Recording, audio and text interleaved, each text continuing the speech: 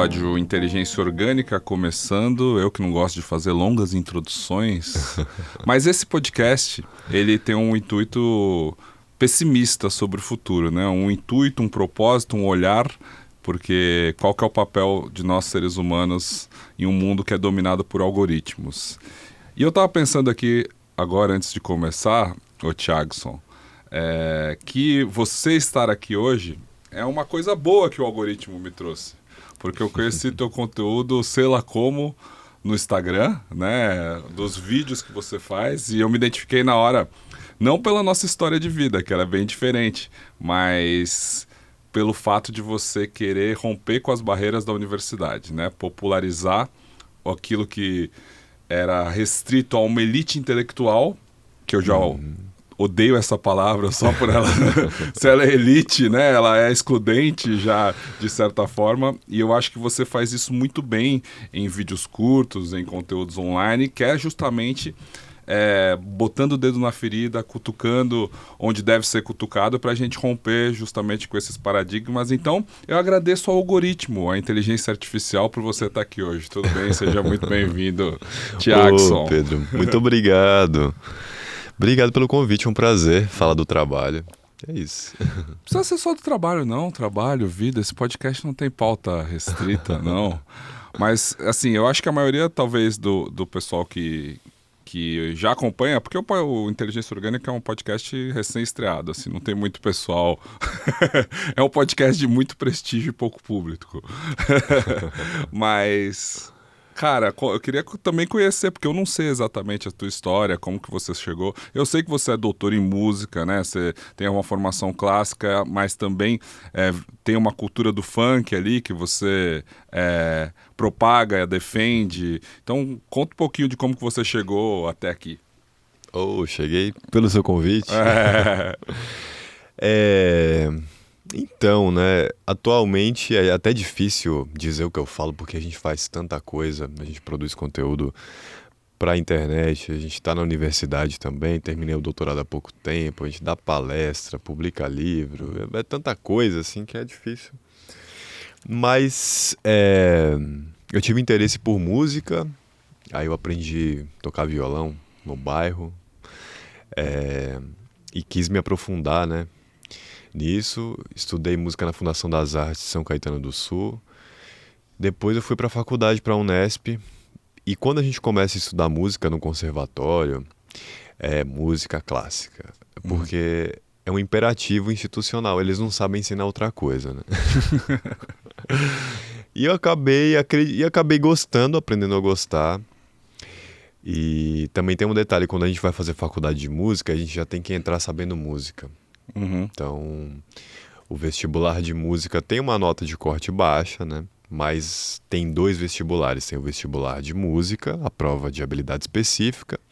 Isso vale para toda a área das artes, né? Para quem faz teatro, artes plásticas, passa por uma prova de habilidade específica. Então, foram 5 anos antes da faculdade, 5 anos na faculdade, 2 anos no mestrado e 4 anos do doutorado. Esse é o tempo. Estudando música. Isso, E também vivendo de música? Você tem uma carreira autoral? O meu curso foi composição musical, né? Então eu compus bastante, mas acabei não sendo conhecido por isso, né? A gente faz tanta coisa no mundo artístico para sobreviver, e quando a gente faz tanta coisa, é interessante porque a gente vai percebendo o que querem de nós, sabe? Então, por alguma razão, as pessoas preferem o Thiagson falando sobre música, sobre a vida, refletindo sobre música, do que cantando e tocando e fazendo som. Mas eu tenho esse lado também, né? Mas quando você fala você é do ABC aqui? Você é de Santo André, São Bernardo? De onde? Eu nasci na Bahia, né? Na Bahia? Nasci no sertão baiano, na cidade de Uauá. Toda a minha família é de lá, de não sei quantas gerações. Uauá, a cidade? Uauá, é uma cidade... É uma cidade... Eu já vi que ela saiu em alguma lista de cidades com nomes exóticos. É uma cidade bem... É sertão mesmo, né? Do Nordeste da Bahia. Mas é uma cidade que participou... Aquele livro do Euclides da Cunha, Os Sertões, fala bastante dessa cidade. porque na época da Guerra de Canudos teve uns encontros, uns conflitos lá. Então a cidade aparece lá registrada na obra. Então não tem nada a ver com o pedal de distorção da guitarra do Não Jimi tem, Hendrix. Para quem não sabe, tem um efeito grande, muito popular nos anos 70 da guitarra, mas que também trouxe, né? Que é aquele que abre e fecha, né? A amplitude do som, que o Jimi Hendrix usava muito. Mas ser músico dentro da sua família, desse contexto familiar, foi uma escolha fácil, uma escolha que você teve que romper com alguma coisa, ou como que você chegou até esse lugar? Pô, acho que a música sempre fez parte da nossa vivência, tanto na Bahia quanto aqui. Aquela vivência periférica que a música faz parte. Música faz parte do dia a dia. Agora, não tem músico na minha família, então nesse sentido é ruim, né? Quando a gente. Não sei, fica sempre mais difícil, né? Quando a gente não tem referência familiar próxima. Não tem nenhum músico na família, nem parente distante, nem artista. Então, nesse sentido, fica mais difícil, porque você tem que descobrir as referências. Você tem que ser a referência, na verdade. Sim, total. Mas tirando isso, assim, talvez por ser de origem pobre, nunca teve aquela pressão do tipo, você vai ser médico, engenheiro, advogado. Nunca teve isso. Meu pai sempre falou, não importa o que você for fazer, estude. Não importa o que você for fazer, estude. Então essa é uma coisa que eu carreguei e carrego até hoje, assim. Perceber que a gente precisa estudar para fazer qualquer coisa, sabe? E você descobriu o violão com quantos anos? Você falou? Eu comecei... Na verdade, eu acho que eu queria música, de modo geral. Mas o violão veio por ser um instrumento barato. A minha mãe me deu no final da adolescência. E aí eu falei, bom, tá aqui. Eu sempre tive interesse por entender como é que se compõe uma música, como é que se faz música. Tanto é que fui estudar composição depois, né? Mas não era necessariamente pelo violão. Mas acabei estudando violão clássico, que era o que tinha. Aprendi a gostar também, né? Depois eu fui pro piano para poder fazer composição. E tenho atuado nessa área também, dou aula de piano, de teoria musical, Sim. além das palestras sobre o conteúdo sobre funk. Ô Thiagson, e você falou de onde surge a composição. O Inteligência Orgânica, ele tem esse manifesto também, de tentar achar qual que é o humano, onde que o humano vai se encaixar nesse futuro. Porque eu tenho um último ano aí, antes do surgimento desse podcast, de muita dúvida, de olhar para onde o mundo está indo com essa questão de automação, porque eu estou bem mergulhado na história da inteligência artificial, das redes sociais, da tecnologia, há bastante tempo, uns 7 anos. E, por exemplo, um aplicativo tipo o Suno, que gera música a partir de prompts, né? Como que a gente entregou nos últimos anos para os tocadores, para os algoritmos, todos os nossos dados, e a verdade é que agora, para reorganizar, porque eu não digo criar, para reorganizar os nossos dados e tornar algo que pareça novo, ele é capaz de, muitas pessoas estão falando, de nos substituir.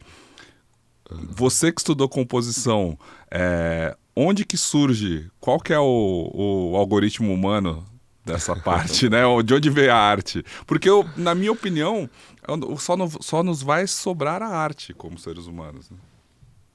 Sim. Olha, essa é uma questão interessante, né? O que vai ser da composição? Eu acho que tem uma visão um pouco idealizada. Acho que a visão sobre a inteligência artificial ou ela é idealizada ou ela é apocalíptica. Ai, meu Deus, o fim dos tempos vai acabar com a arte. Eu desconfio bastante de qualquer opinião apocalíptica, porque isso sempre acompanhou a humanidade. Assim. Eu me lembro, tem um livro que eu gosto bastante, que é do Humberto Eco, Apocalípticos Integrados, que ele faz essa distinção entre os apocalípticos, aquelas pessoas que sempre falam o mundo está acabando, é o fim dos tempos. E os integrados que se integram às tendências e tudo bem. Vão se adaptando. E nesse livro ele começa com um exemplo bem interessante. Até a escrita, quando surgiu, era condenada. Porque quando não tinha escrita, as pessoas tinham que confiar na memória. Era tudo de memória, o conhecimento transmitido oralmente. Aí quando passou a ter escrita, bastava você registrar, não precisava ser E aí os antigos diziam, a gente vai perder a capacidade de memorizar as coisas. Então sempre existiu o discurso apocalíptico. Eu acho que a inteligência artificial permite uma manipulação de dados. Hoje, eu não vejo a inteligência artificial no campo da música ainda como criadora realmente de algo novo que faça pensar. Uhum. Ela aprende a partir de dados, como o compositor também. Ele cria a partir de um repertório. Mas eu sinto que a arte tem uma certa subversão que eu percebo que a inteligência artificial ainda não tem, mas em breve vai ter. De ressignificar, de fazer pensar, Mas, quer dizer, o fato de ter uma inteligência que compõe não significa que isso não seja humano, porque quem criou a inteligência foram programadores humanos, né, inicialmente. E não significa que não possa ter uma interação, e já tem, na verdade, meio humano, meio inteligência artificial. Uhum. Eu acho que, se bem usada, vai criar algo novo, assim, porque facilita bastante. Eu tenho usado bastante inteligência artificial, ChatGPT, para estudar, para muita coisa, e eu sinto que a gente ganha um tempo. Como um companheiro, você usa assim, como um auxiliar ou como fonte factual das coisas? Olha, não sei completar a pergunta. Não é porque eu sinto que quem usa melhor, ou que quem realmente entende, usa como um parceiro, usa como uma conversa constante. Porque as pessoas, nesse primeiro momento em que a gente está ainda aprendendo a usar esse negócio, as pessoas costumam desprezar porque elas buscam informação factual. Buscam uma pergunta direta que, se tem um problema, um erro na resposta, ela fala, não, essa porcaria não funciona assim. E eu sempre digo, não é sobre isso, né? Usar não é dessa forma. Mas dentro de um contexto acadêmico, que é o seu trabalho maior, eu imagino que ele possa ser um grande auxílio baseado, ou seja, quanto mais repertório, quanto mais referências você tem, nós temos, melhor vai ser a sua conversa com a inteligência artificial também. E vendo o seu conteúdo nas redes sociais, principalmente, eu sempre vejo que você traz as referências, a foto do livro, o artigo, a coisa científica, porque você embasa muito o que você fala. Você leva isso também para sua conversa com a inteligência artificial. Levo. Faz parte. Agora, eu tenho usado mais porque... E eu lamento muito ter usado, mano, depois que eu entreguei o doutorado. Só comecei a usar depois da entrega, porque facilitaria muito a minha vida. Porque para escrever um doutorado, por exemplo, ou um artigo que seja, eu gosto da cereja do bolo, que é ter uma ideia, pensar sobre as coisas. Só que para pensar sobre as coisas, você precisa referenciar. Então tem uma série de coisas que a gente faz que não tem nada a ver com pensamento. Que é assim, ó, eu quero usar essa ideia. Aí eu tenho que digitar o livro, aí eu tenho que botar a edição do livro, o ano em que colocar nas referências bibliográficas. E isso você joga pro ChatGPT, ele tá referência conforme a BNT tá aqui. Então facilita a vida, aí me dá mais tempo de pensar. Sim. Porque eu não tenho que ficar lá digitando o livro, a edição. Então isso é muito bom. Mas eu também uso como revisor, como assim, o que você achou dessa ideia? E ele dá o retorno. Exato. Torna o trabalho menos solitário. Sim. Isso é muito bom. Isso é um excelente jeito de usar, mas eu também fico no pensamento, porque meu papel é problematizar, de tipo, o fato de você ter feito mestrado sem, significou que em algum lugar você aprendeu a fazer a BNT, aprendeu a fazer bibliografia, e que a partir do momento em que o próximo estudante que vai estar se formando agora já vai ter essa coisa, essa ferramenta facilitadora, ele vai pedir e já vai estar pronto. Então ele não vai aprender a fazer, né? O como ele chega até o resultado, né? Mas, por exemplo, esse tipo de coisa, eu não acho que seja um grande aprendizado. Não, é só uma... Porque isso não é pensar, isso é agir de acordo com a BNT. É agir de acordo conforme uma norma. Isso não é pensar. Então, eu acho ótimo. E até eu já estou esquecendo como é que se faz. É se enquadrar. Eu tive uma conversa aqui no primeiro episódio com o Clóvis de Barros, filósofo, que a gente... Uma das frases dele que mais me marcou foi como a educação, ela é tolhedora, né? Ela é moldadora, né? Ela é feita para te colocar numa caixa, a maioria das coisas, e é pouco feita para te fazer pensar. Eu acho que você pega muito nesse ponto quando você analisa a música, o preconceito sobre a música, a idolatria da música clássica, né? Esses são pontos polêmicos que você gosta de tocar. Sim, sim. Eu acho que... Eu costumo dizer que a educação é questionadora. A educação, o que a gente aprende... Depende da educação, mas... Deveria ser questionadora, né? Porque tem vários tipos de educação também, né? Mas a reflexão sobre o mundo, ela questiona o mundo. E as instituições, quer dizer, a educação liberta, a reflexão liberta, mas a instituição aprisiona. Muito bom. É isso. Então a gente vê que existe até um requisito, né? É exigido que o intelectual, que o acadêmico, ele seja uma espécie de padre, que ele tenha uma moral ilibada, pura, sem mancha. Para alguns concursos públicos, isso é uma exigência explícita. Se você quiser ser um juiz, por exemplo, tem um requisito explícito, a sua moral deve ser ilibada. Não existe isso exatamente no concurso para um professor de uma universidade, mas existe um requisito de que a moral seja limpa, né? E... Quer dizer, então tem uma série de coisas que são irracionais, são morais, né? O pensamento moral, ele não é exatamente racional, ele é social. A gente faz porque todos fazem. Então, a gente dá valor a uma nota escrito R$100 porque todos dão. É assim. Então, eu acho que o trabalho de reflexão sobre o mundo passa também por... Acho que é essa a pergunta inicial, né? Por questionar e por justamente ir contra as normas, mas ao mesmo tempo é ir contra estando dentro da norma. Porque eu também estou submetido, eu prestei um processo seletivo para entrar no mestrado, para entrar no doutorado, então eu sou todo adequadinho, assim.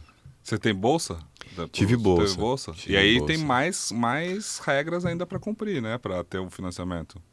Tem, né? Hoje flexibilizou um pouco, antes a gente não podia nem ter vínculo empregatício, né? Recebia uma bolsa, pouco dinheiro e não podia complementar essa renda. Eu acho que eu vi nas suas redes você também respondendo sobre o que eu achei algo interessantíssimo que você faz, dentre essas muitas coisas que você disse que faz, que é o OnlyFans. O que você faz lá? Não temos... Oh yeah, baby. Não temos restrições... não tem censura aqui nesse podcast. Boa. Mas... e se isso funciona? Mas você fala funciona pra quê? Em que sentido? Em termos de dar o retorno financeiro pra você. Dar retorno. Mas não é por causa da plataforma em si, é por causa de todo o trabalho que a gente tem que fazer pra ter alguém na plataforma. Não é exatamente o OnlyFans. Cara, eu achei isso interessante. Conta mais, Thiago.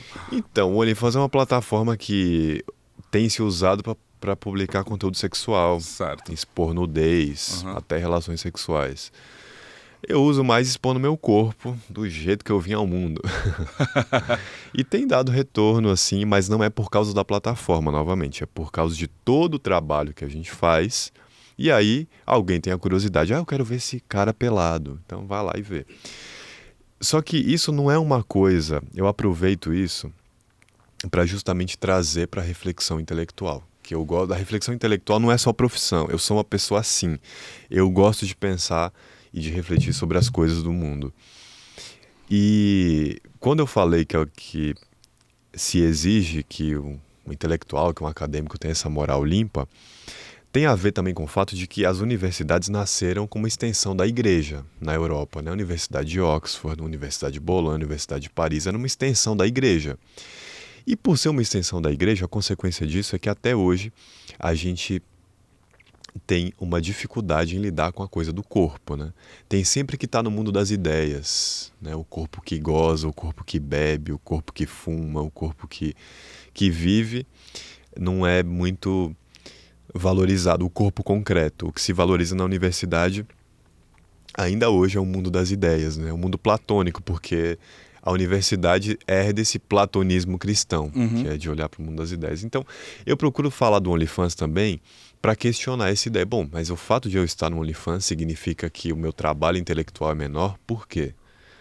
Isso é só moralidade, isso é só irracionalidade, né? Cara, isso é incrível, porque muitos dos intelectuais que rompem com a academia no sentido de fazer o trabalho de estar na mídia, estar dando entrevista, estar dando palestras, quando voltam para a universidade, sofrem um certo inveja, né, preconceito, e são restritos, né, de um convívio que eu já vi acontecer muitas vezes, principalmente com quem busca algo além, quem busca não só a qualificação acadêmica, mas quem busca começar a dar palestras, começar a aparecer em programas de TV, ou nas redes sociais agora muito mais, e isso ainda acontece. Então a universidade ela é um lugar que ele é cercado de moral e bons costumes, como se dizia assim, que cara, ter alguém que tem esse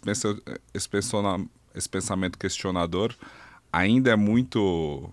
Você ainda sente que isso te restringe de circular em certos espaços ou ter certas oportunidades por isso? Ou isso não se reflete tão concretamente? Então, eu não tenho como saber. Porque eu não vivo as duas vidas, assim. Eu não vivo a opção se eu fosse certinho e se eu sou o que eu sou agora. Só conheço o que eu sou agora. Talvez eu tivesse mais oportunidade, não sei. Mas no campo que eu trabalho, como eu trabalho com funk, é até esperado, é até bom que a pessoa não seja esse intelectual de terno e gravata. Total. E como é esse trabalho do funk? Estudar o funk? Acho que estudar o funk é primeiro... Eu já estava desistindo da vida acadêmica, né? Não fazia sentido ficar na universidade para falar da música do homem branco europeu, essa música de concerto europeia.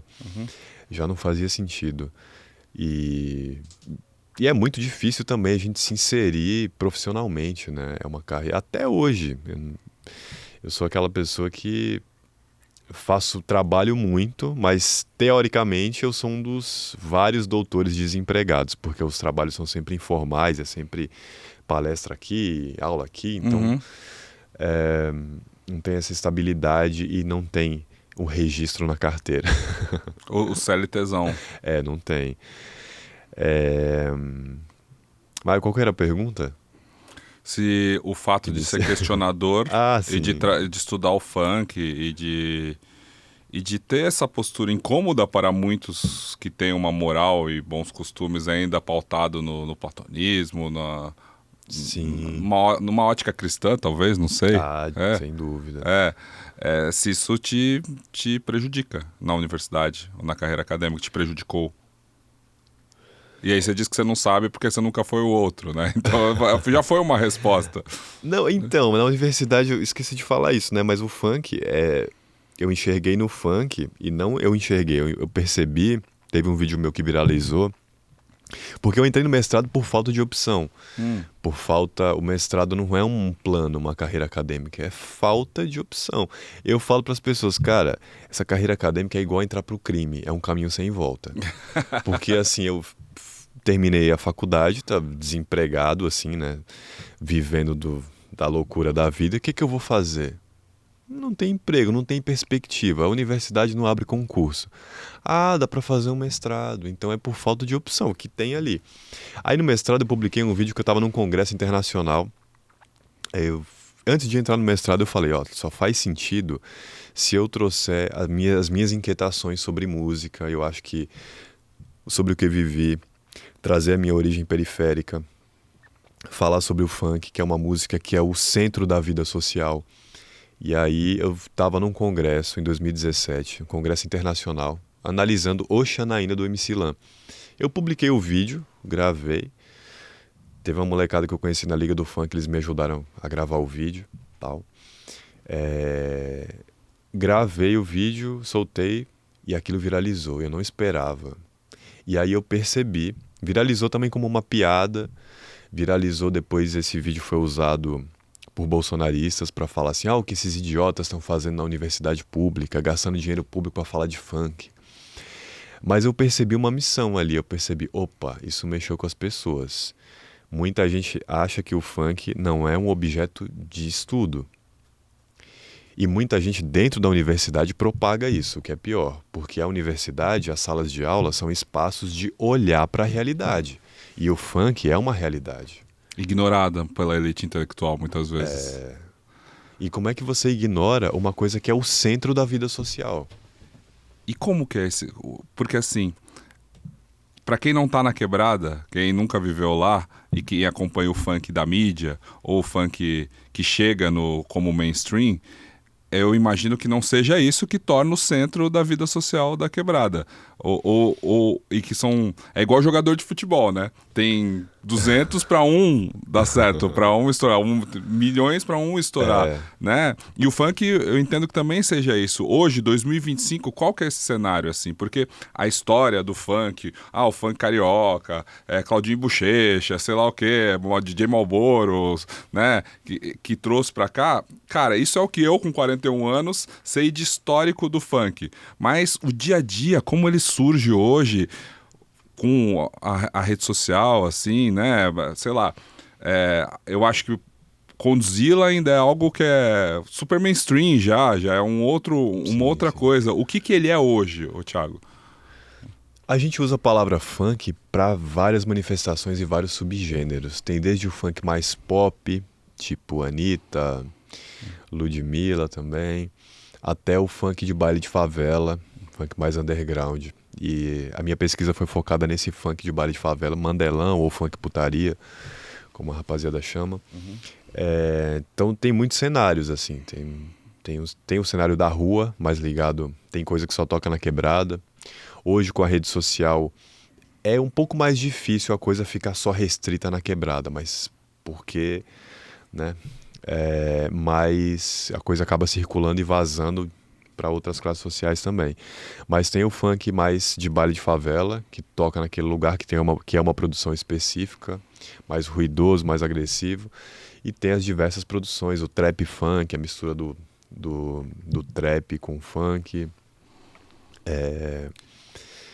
Acho que de modo geral é isso, são essas tendências. Isso aí. É uma cena localizada? É Rio de Janeiro, é São Paulo, ou o funk dominou o Brasil?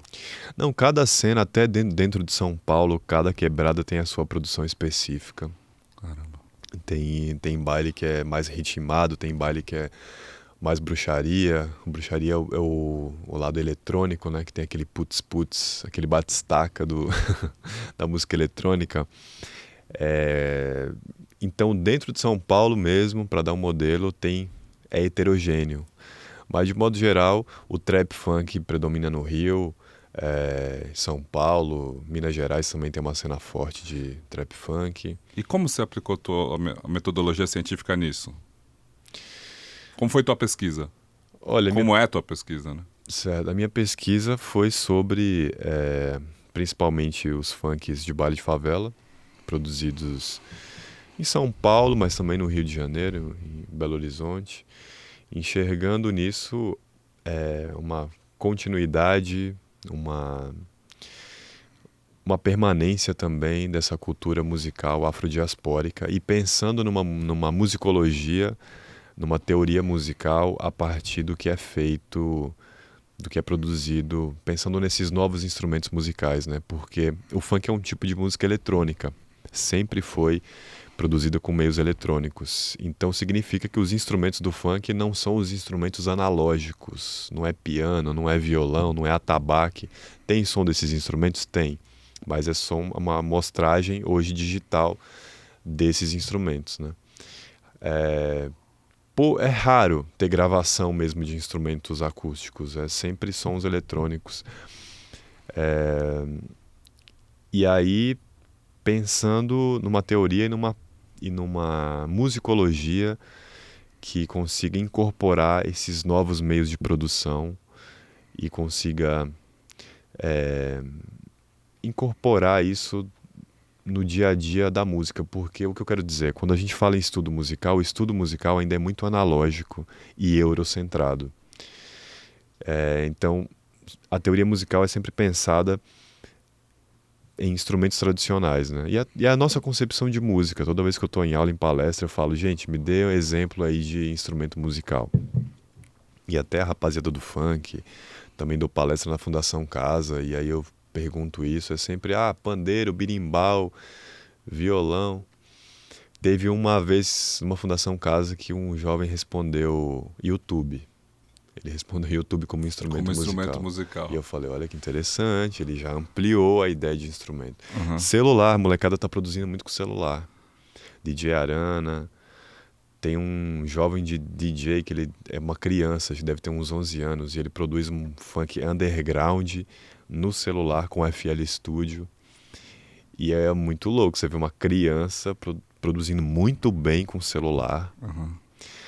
É entender que isso é um conhecimento musical que fica de fora do que se considera teoria musical, do que se considera musicologia. É integrar isso. Acho que o meu trabalho foi sobre isso, né? E porque eu acho que o que espanta muitas pessoas do funk é a letra agressiva, é a pornografia,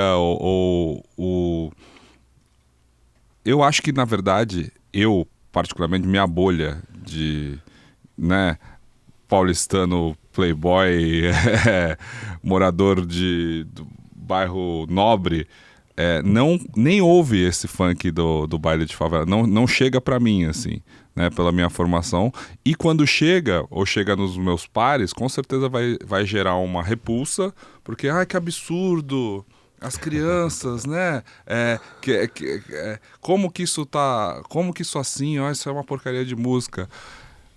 Queria que você me contasse por que ele é assim, né, ele surge... E se é assim mesmo, ou é uma visão de fora preconceituosa, pautada em estereótipos que a gente não sabe. A gente, digo eu. Não, de fato o funk é agressivo, é pornográfico, é tudo isso. Mas não é só isso. E é interessante porque a gente percebe que o funk que mais vaza para outras classes sociais é o funk putaria que fala de sexo. Uhum. Por quê? Porque putaria todo mundo entende. Exato. Agora, quando tem funk que fala sobre a vida na cadeia, primeiro que não é todo mundo que entende. Primeiro que não é todo mundo que passa por essa realidade. Total. Então ele já é mais desconhecido. Mas de fato, o funk tem um choque, esse choque é moral e é político também. Eu costumo dizer que o funk de baile de favela, o funk putaria, ele é a arte de falar sobre política, dando a ilusão que o assunto é sexo. Porque o choque, o incômodo causado por essas letras é um incômodo político, que reflete as estruturas políticas, que mostra que a relação com palavrão, a relação com sexo, a relação com tudo na quebrada é outra relação. E a ostentação? A ostentação também. A ostentação também é nesse sentido, né? O incômodo que a ostentação causa é um incômodo também que tem a ver com classe social, com racismo, da gente pensar que... Acho que um exercício que eu fiz durante o trabalho, durante o aprofundamento com o funk vem da cultura hip hop, e uma das características principais do hip hop é a consciência racial. Então, eu aprofundei minha consciência racial através do funk, e eu passei a pensar tudo, qualquer assunto pela ótica do racismo. E aí é interessante você pensar no funk ostentação pela ótica do racismo. Porque no passado houve um momento quando tinha escravizados libertos e escravizados, no momento que tinha pessoas pretas libertas e pessoas pretas escravizadas, o que fazia a distinção era o uso do sapato. Então a gente tem um bem material que marca a ascensão e que era usado até como defesa, né? Não sou escravizado, tô de sapato. E aí a gente pensa nisso até hoje, né? Você ter que estar com um cordão de ouro, com bens muito caros, para você mostrar que você não é mais um preto fudido. Quer dizer, o fato de ter muita coisa, precisar ter muito, é como a palavra mas, né? Que é, eu sou preto, mas eu não sou um preto fudido. Esse mas que acompanha a vida do funk o tempo todo, né? Era só mais um Silva. Ele era funkeiro, mas era pai de família. Mas era pai de... É o mas. É esse... Opa, eu acendi. E também a gente sabe, né, que as classes sociais já constituídas, os ricos de berço, ostenta de outra forma. É uma ostentação silenciosa. Quando a gente vê um cara numa Ferrari, um playboy numa Ferrari, a gente não fala tá ostentando, ele tá existindo. Exato. Então tem muita coisa.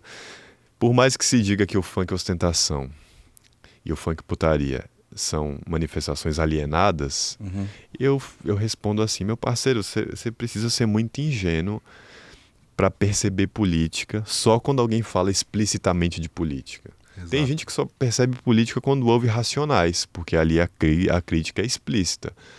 Mas quando o moleque tá cantando soca, soca, vou botar com tudo nessa novinha, e o choque que isso causa em outras classes é o choque político. É política também.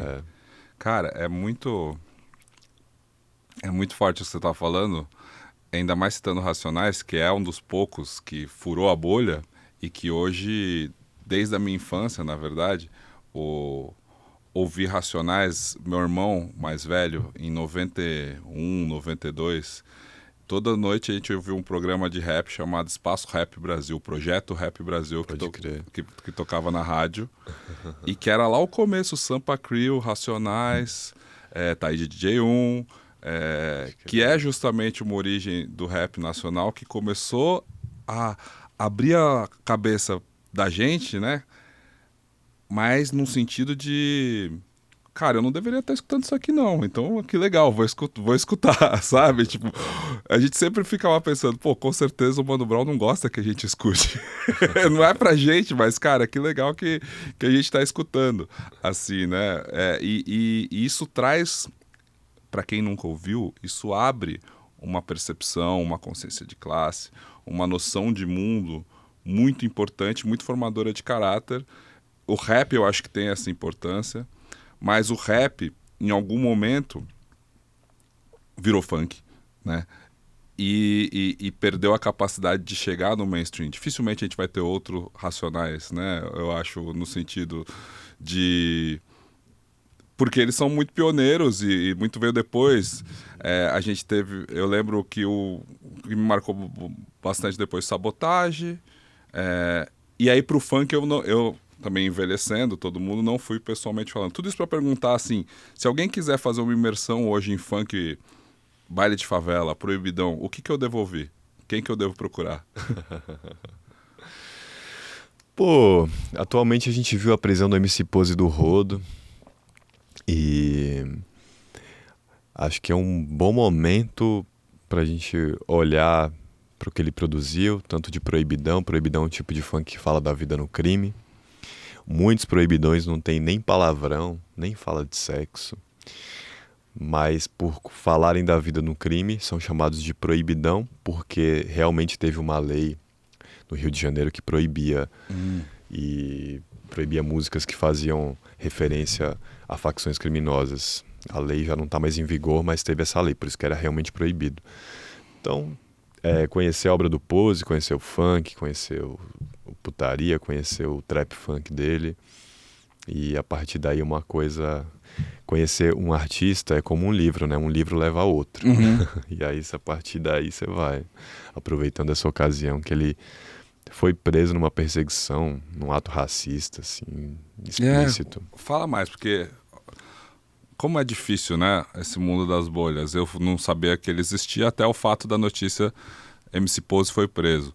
E aí eu vi uma comparação lá, né? Com o Cariani, por exemplo, que é alguém que já tá também réu no meu... E nem incomodado foi. Já o Pose tá encarcerado, né? Ele tá na prisão. Isso mostra muito da nossa sociedade, mostra muito do racismo, mas ele é um nome, então, de relevância, assim, já com uma carreira longa? Qual que é a história? Sim, o Pose tem uma longa história no funk, né? Tem cenas... Nossa, viraliza hoje que ele é um cara de sucesso e aqui ascendeu economicamente. Viraliza bastante vídeo dele menor, preso, cantando na delegacia. Então ele já tem uma longa história. Eu acho que, não sei, é complexo, dá para pensar muita coisa, né? O nosso país é muito injusto, é extremamente racista, a justiça não funciona igual para todos. O mesmo ato vai ter consequência diferente dependendo da raça e da classe social.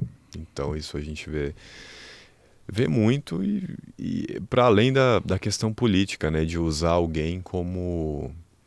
No caso do Pose também tem uma coisa de retaliação, porque morreu um policial numa operação, e aí isso é comum nessa guerra civil que a gente vive no Brasil. Usar alguém de exemplo, né? E o Thiago, você estava falando, estava pensando nesses últimos anos, última década, que o Brasil se tornou um país que pendeu para uma direita conservadora, pendeu para um bolsonarismo que ascendeu demais, dada a presença nas redes sociais, que é onde você também atua na mídia social. Como você vê uma diferença de... Você vê essa influência também na quebrada, também na música, da questão dos evangélicos, da fé, ou seja, na quebrada a pessoa ela é de direita hoje, porque sem saber o que é direita e esquerda, ela é conservadora, e ainda assim vai no baile funk, ou ouve o funk putaria, o funk da quebrada. Que mundo é esse complexo que a gente vive? Olha, a vida é muito complexa e quando a gente faz uma distinção entre o bem e o mal, entre esquerda e direita, a vida sabe confundir muito bem isso. Eu tava trocando ideia com um parceiro, a gente tava falando de um caso de um traficante bolsonarista. Eu falei, porra, olha aí a contradição. O Galo de Luta fala que não tem nem como o pobre ser de direita, né? Porque tá tentando ali sobreviver e não é aquela ideologia... É fruto... Às vezes a gente vai pela direita no sentido assim, mano, tentando sobreviver, tentando... Mas de modo geral, eu percebo que eu falo para as pessoas que o funk putaria que fala sobre sexo, ele é um gênero moralista. Porque para ele transgredir a moral, ele tem que ter os valores morais muito bem assimilados. Então, tem muito MC e DJ que é da igreja, ou que tem a família que é da igreja. Então é por isso que o funk canta o que ele canta, pela proximidade, ele quer chocar as pessoas desses valores religiosos. E então, para você transgredir essa moral, você tem que ter os valores dessa moral muito bem assimilados para poder transgredir. Então o funk é um gênero muito moralista nesse sentido. DJ Yuri Martins, por exemplo, que ficou famoso produzindo vários funks putaria, ele fala que é da igreja e ele não gosta de fazer putaria. Ele fala assim, é meu trabalho, eu não gosto de fazer porque eu não consigo mostrar pro meu pai, pra minha mãe que é da igreja, pros meus filhos. Então, a vida na prática... Na prática ela é tons de cinza, né? Que o pessoal fala. Nossa, é tudo misturado. É tudo misturado. Mas hoje ainda ele é machista, o funk? Sim. Ou seja... casos de estupro, exploração do corpo feminino. Ele é um gênero machista que ainda promove isso? Sim.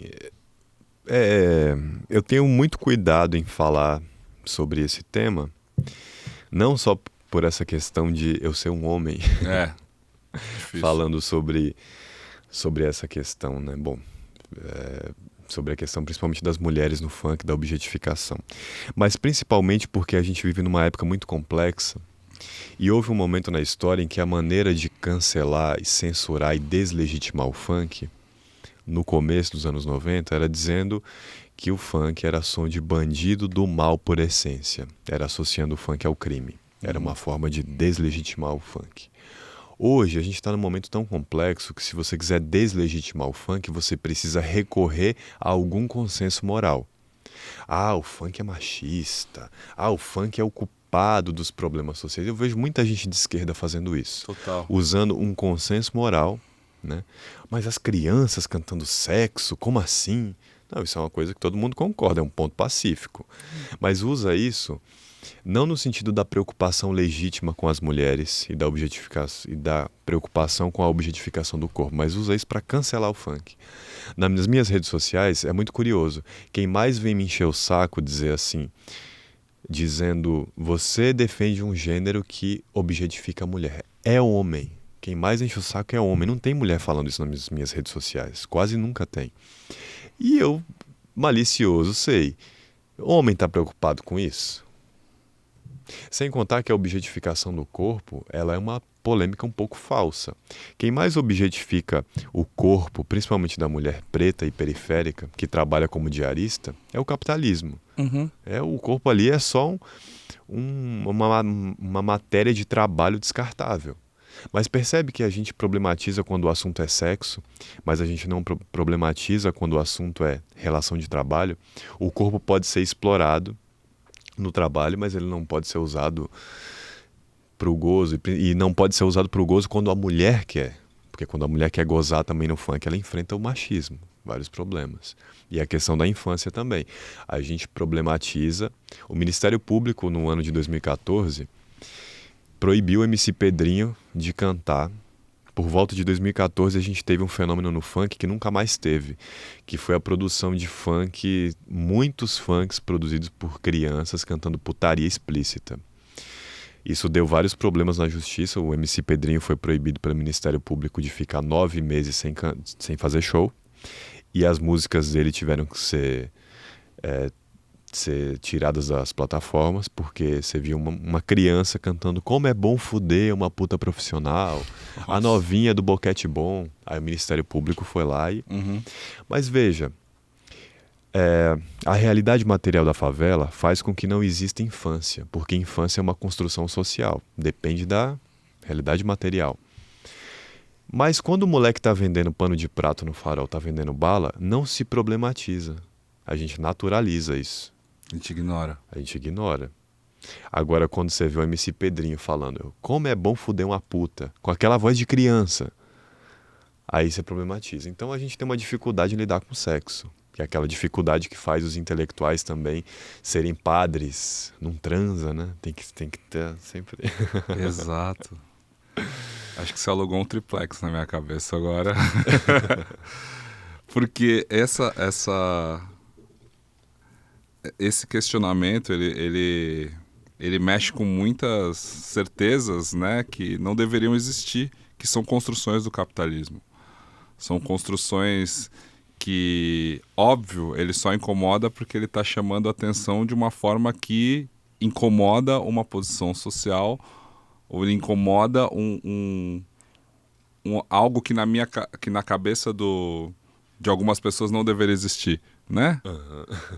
E quando eu penso desde os anos 90, nós crescemos dançando na boquinha da garrafa, sempre foi assim. E ter preconceito contra o axé é a mesma coisa, certo? Nesse ponto eu discordo um pouco, porque a grande novidade do funk, na época da boquinha da garrafa e as várias coisas que a gente via no passado não se problematizava isso quanto se problematiza hoje.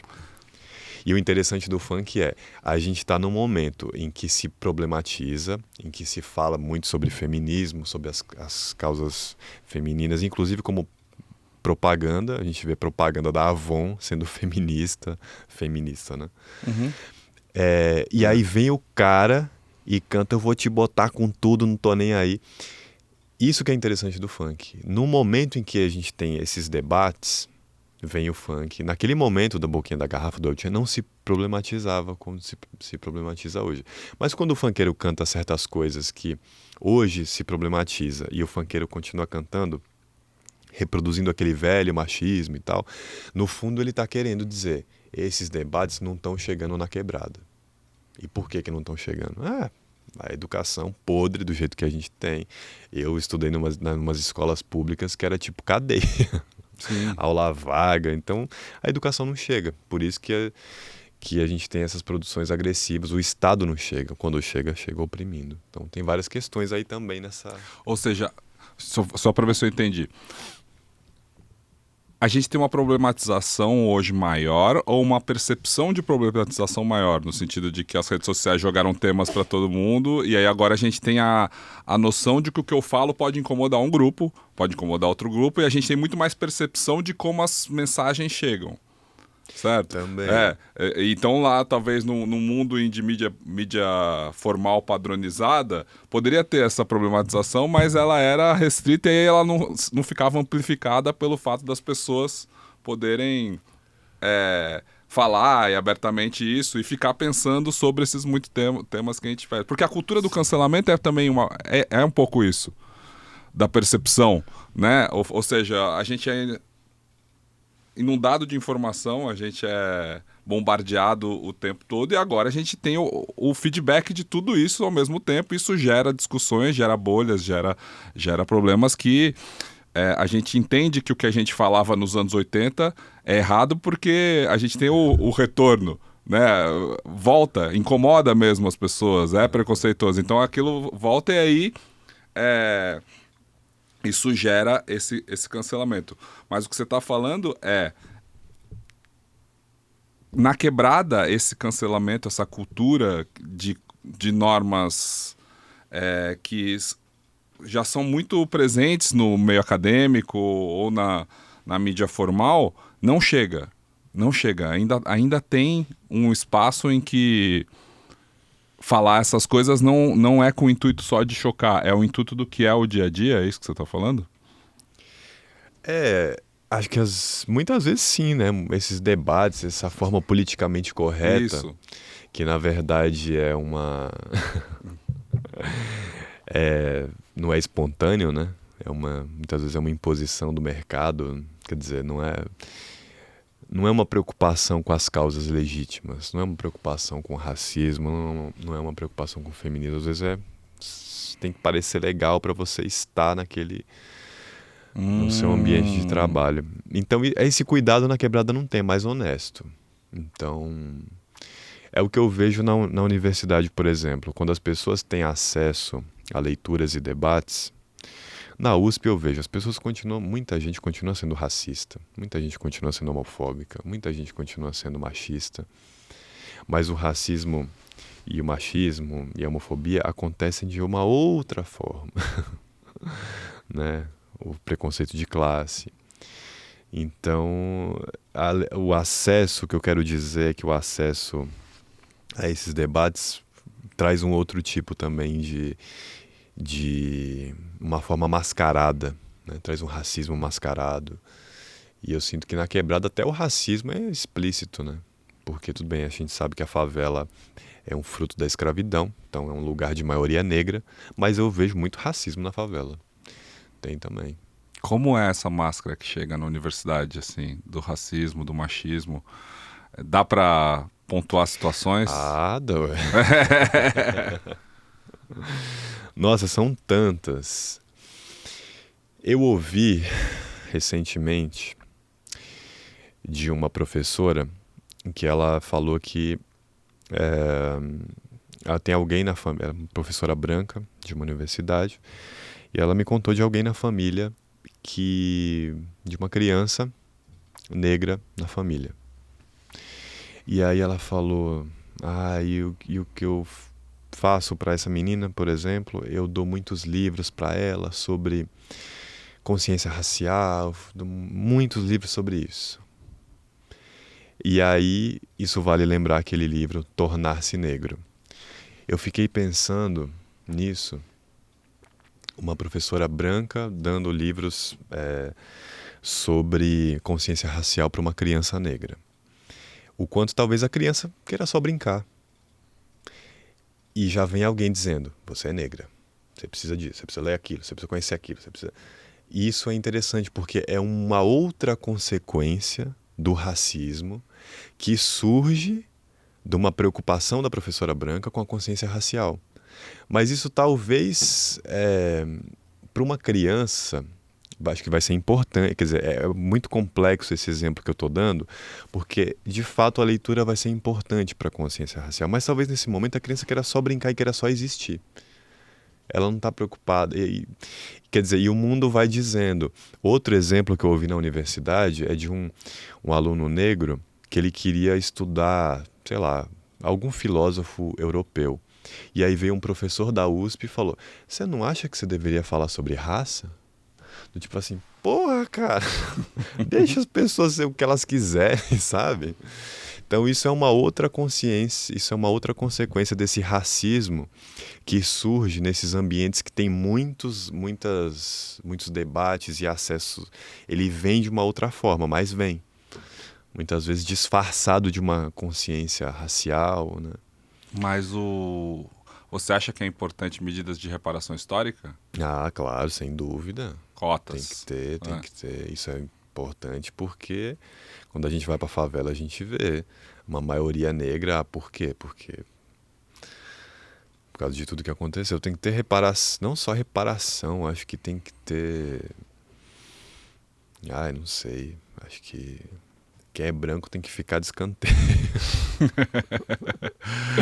Eu entendo essa posição, porque eu entendo que as medidas de reparação histórica elas gerem um pouco disso que você falou como exemplo anterior, né? Da preocupação, porque, poxa, aqui, por exemplo, nesse papo, tem vários momentos em que eu, do meu lado, posso estar pisando em ovos, assim. Mas eu acho importante pisar em ovos, eu acho importante ter essa consciência. Como eu e você estaríamos falando sobre o feminismo, falando sobre questões... Pisar em ovos é uma metáfora BDSM, né? Exato. E às vezes é nesses ovos mesmo, não é só pela casquinha que a gente tá pisando, é pra doer mesmo, porque é muito difícil, por exemplo, formular perguntas, entender um pouco de como compreender, ter empatia por certos movimentos sociais, por certas questões musicais. Por exemplo, o debate que você faz, voltando num tema que a gente já falou, que eu acho que é super importante, como essa idolatria da música clássica europeia é problemática, cara. E as pessoas passam a vida inteira talvez sem refletir sobre isso. Uhum. De entender que, tipo, não, o bom... Cara, me dá uma preguiça. Não, música boa é blues também. Música boa veio do rock, porque pessoas que, né, que são... Tem essa formação, não sei, música boa é... Cara, não, pô... A maior parte da minha formação musical, por mais que ela tenha muita música brasileira, ela é desde a adolescência, cara, é do grunge, do Nirvana, que depois veio, assim, a minha construção, minha essência é rock, não que eu não tenha tido depois Raul Seixas, sei lá, Novos Baianos, etc, isso, mas é uma consciência maior. Mas às vezes um pouquinho lá do meu DNA ainda tá dizendo, não, o que é bom é isso aqui, o que é bom é o puro ali, né? O do delta do Mississippi, só que branqueado, pode ser, né? Que depois, ou seja, é o Elvis que é bom, sabe? Tipo, que é uma apropriação também do que foi. Só que esse pensamento sobre música clássica ele é muito interessante. E ele impera em quem trabalha com música. Você acha que existe um papel, existe uma missão no que você faz de abrir consciência das pessoas? Não sei se abrir, não tem essa... Eu não trabalho com a ideia de convencimento, eu trabalho com a ideia de enfrentamento. Não, de trazer para perto de mim quem já pensava parecido antes de me conhecer. Eu não trabalho com a ideia de convencimento, não. Não tenho essa expectativa. Mas eu continuo trabalhando até... Aí o trabalho vai chegar em mais pessoas. Uhum. E, às vezes a pessoa tem uma opinião muito preconceituosa só por falta de referência. Exato. Só falta de referência. Faltou conhecer alguém. E às vezes na hora que a pessoa conhece, fala, nossa, é verdade, não tinha pensado. Mas acho que a sua fala é muito boa porque fala sobre muita coisa. Primeiro, que a gente vai se apegando aos gêneros musicais que a gente ouviu na adolescência. Isso tem razões neurológicas para isso, né? Quem estudou isso, quem fala bastante sobre isso, é o Daniel Levitin, que é um autor de best-sellers sobre música. Ele escreve livros acessíveis sobre música. E tem um fato curioso, que é o que a gente aprende na infância e adolescência vai ficar na nossa memória, o que nós aprendemos de música, né? Fica na nossa memória até em caso de Alzheimer. Olha. Então, o que a gente está ouvindo... Então, existe esse apego, mas isso também depende da vida, né? Porque tem pessoas que vão se fixando, vão parando no tempo. Não é só a escuta que para no tempo, algumas pessoas vão parando no tempo mesmo. De amigos, de eventos, de festa, de tudo. Tem uma predisposição individual também de cada pessoa. Mas você também fala da música do passado. A gente percebe, quando eu falo, isso é interessante porque quando eu falo para as pessoas, o preconceito com funk é racismo, é o racismo atualizado do nosso tempo. Muita gente fala, não tem nada a ver com racismo, eu adoro Paulinho da Viola, eu adoro Miles Davis, eu até tenho um amigo negro, tipo, mas eu até tenho, né? Nossa. Isso é interessante, porque qual a minha resposta para isso? Eu digo assim, é fácil gostar de pretos de um tempo que você não viveu, porque você não teve que conviver com eles. Todos esses artistas, Miles Davis, Paulinho da Viola, passaram pelo preconceito por ser uma música negra daquele tempo. Mas o racismo se atualiza, como mostra uma autora muito boa chamada Michelle Alexander, no livro Nova Segregação, ela vai falando como o racismo se atualiza. Então, e o passar do tempo também vai legitimando as práticas culturais. O que a gente pode entender por legitimar é embranquecer. O samba, quando vai sendo embranquecido, é legal, né? Mas como a estrutura social é a mesma, o samba se legitima, aí vem outro. O funk é a mesma coisa. Parte do funk já é considerado legitimado. O funk das antigas, quando não tinha palavrão. E vira produto, vira fórmula, né? Eu acho que esse é o ponto que a gente pode encerrar fazendo um gancho com o começo, porque quando a música vira produto, ela começa só a repetir fórmulas. Queria que você falasse um pouquinho disso também, né? Porque a fórmula, a inteligência artificial vai fazer. Sim. Essa repetição, ela vai fazer. Eu já vejo ela fazendo muitas vezes, com funk também, imagino. Sim, acho que tem aquela ideia do adorno da indústria cultural que cria bens culturais padronizados, né? Como enlatados. Mas essa ideia é um pouco equivocada, porque quando a gente pensa na história da composição, sempre existiu padrões, formas pré-concebidas de composição. As sinfonias no período clássico e até as missas, que eu estou falando da missa como um modelo de composição musical católica que tem há mais de 1000 anos. Assim. Hacking, né? Esses modelos pré-estabelecidos de composição, essas formas de composição musical já existem há muito tempo. Né? Nesse sentido, a inteligência artificial mais ajuda do que atrapalha. Agora, quando você quer criar uma música que subverte, que pensa e que ressignifica, aí eu acho que a inteligência artificial ainda é ruim para fazer isso. Mas, por enquanto.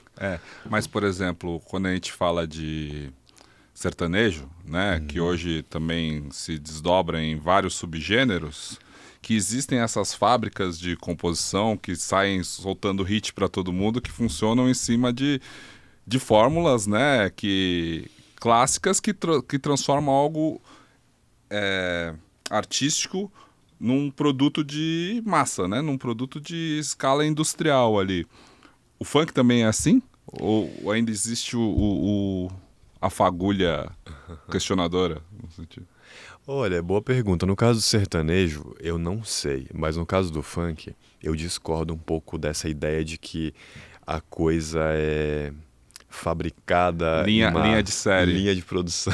Linha de produção, Porque quando você olha o discurso dos DJs e MCs, o que eles mais estão falando é em diferencial, em inovação e às vezes até em experimentação.